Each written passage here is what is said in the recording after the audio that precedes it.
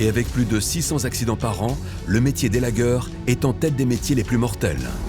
En France, comme Jules, ils sont près de 9000 à exercer cette profession à haut risque. À 20 mètres du sol, au bout d'une corde avec une tronçonneuse, on cumule beaucoup de facteurs d'accident. Le plus gros risque, c'est de couper la corde. On a des instruments de coupe, des scies, des tronçonneuses. Quand les cordes elles sont en tension, il en faut vraiment pas beaucoup pour qu'elles explosent. On va s'en sortir. Tu t'es mis un bon accès là, je trouve. Ouais, l'accès est bien. Ouais, il est pas mal. Je m'appelle Jules, j'ai 33 ans et ça fait 3 ans que je suis arboriste élagueur.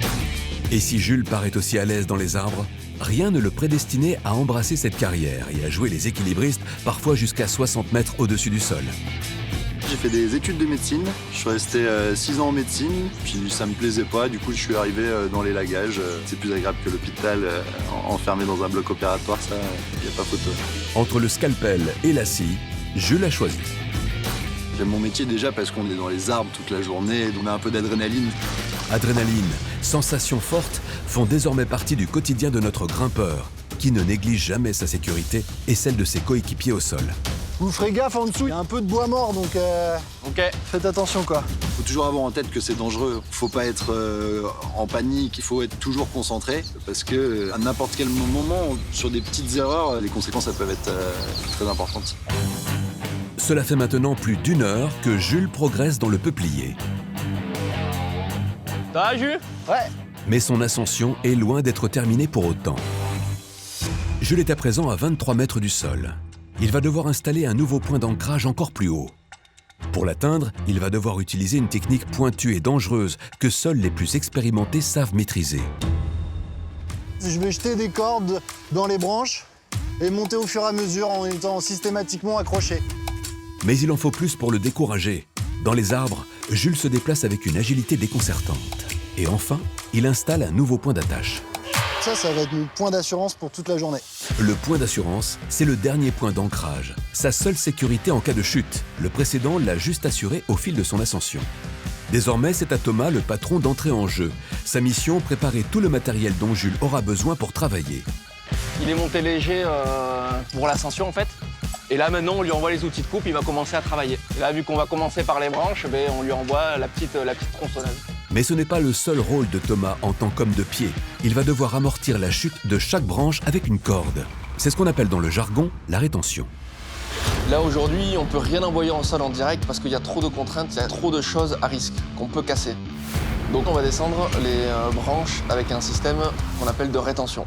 À 25 mètres de hauteur, les branches tombent à la vitesse de 80 km/h, se transformant en danger de mort potentiel pour les hommes au sol. L'objectif, stopper les branches dans leur chute à quelques centimètres du sol. Ok, j'accroche là, on coupera ici. Si j'accroche n'importe comment, en bas ça peut être dangereux parce qu'ils peuvent se prendre des branches sur la tête. Et même un petit bout de bois, si ça tombe de 10 mètres, ça fait très malin. C'est bon, c'est attaché? Ouais, c'est attaché. Pour freiner la branche dans sa chute, Thomas enroule la corde de rétention autour d'un cylindre. Allez, là j'attache au cylindre de rétention, donc c'est ça notre système de freinage. Et c'est moi en tant qu'homme de pied qui vais faire descendre les branches délicatement au sol pour éviter qu'elles tombent directement et qu'elles explosent tout. Plus la branche est lourde, plus il faut enrouler la corde. Moi visuellement j'essaye d'estimer son poids. Plus il y a du poids, plus je fais des tours. Par exemple là j'arrête 100 kg, 200 kg, 300 kg. Allez c'est bon pour moi? C'est parti pour 5 heures de découpe. Suspendu à 23 mètres du sol, Jules élague les branches une à une. Pour cela, il utilise une petite tronçonneuse thermique qui n'a rien à envier aux grandes. Sa chaîne fait du 20 mètres par seconde. Elle est 2 fois plus petite et surtout plus légère. Mais même avec une tronçonneuse de 3 kg au lieu de 8, quand on élague un arbre à bout de bras, à 20 mètres du sol et en tension, pendant toute une journée, c'est là que la vigilance doit être extrême. La journée elle est déjà bien entamée, on commence à bien fatiguer en général. Ouais. À mesure que Jules élague le peuplier, les branches s'élargissent et deviennent plus difficiles à couper. Mais il n'en est pas à son coup d'essai. Il abat les branchages côté jardin en 2 heures à peine. Nickel ça! C'est bien. Après avoir abattu les branches les moins problématiques côté jardin, Jules s'octroie un petit répit. Je Je sais pas trop pourquoi, mais quand je suis dans les arbres, je me sens bien. Je trouve qu'on voit un peu le monde d'en haut, il y a plein d'oiseaux, c'est agréable. À présent, Jules s'attaque à un gros morceau. Un tronc de 500 kilos dont il va devoir maîtriser la chute et surtout la stopper dans sa descente. Au sol, Thomas n'emmène pas large. Ok, je vais le pousser. Attends un peu, Jules. Thomas temporise. Il craint de ne pas maîtriser la chute du tronçon et d'endommager le précieux jardin de son client.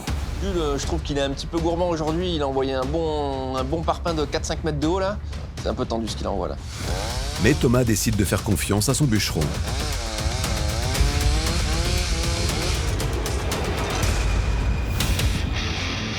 Un succès. Et ça enchaîne.